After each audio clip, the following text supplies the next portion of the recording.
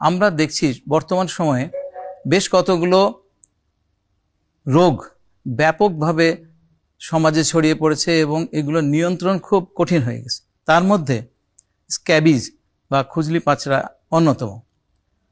আমি প্রফেসর রাশেদ মোহাম্মদ খানকে জানতে চাই, স্ক্যাবিজের এত ব্যাপক প্রচলনের কারণটা কি?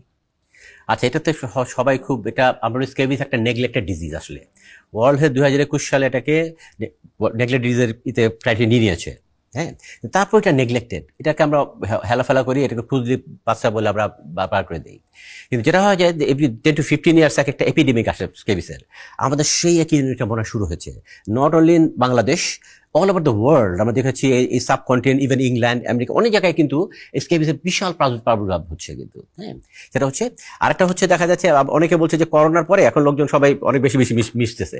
মানে স্ক্যাবিসটা ছড়ায় যেহেতু একটা ছোঁয়াচে রোগ, এটা হয় একটা প্যারাসাইট বা এটা মাইট বলি আমরা, প্যারাসাইট দিয়ে হয়, যেটা হচ্ছে গিয়ে একজন কাছে খুব বডি কন্ট্যাক্টে খুব তাড়াতাড়ি ছড়া যায়। আপনি যখন কাছাকাছি অনেকে আসবে তখন এটা খুব তাড়াতাড়ি ছড়াবে। এই জন্য হয়তো সোশ্যালাইজেশন অনেক বেশি হচ্ছে আফটার করোনা, অনেক সবাই দূরে দূরে ছিল।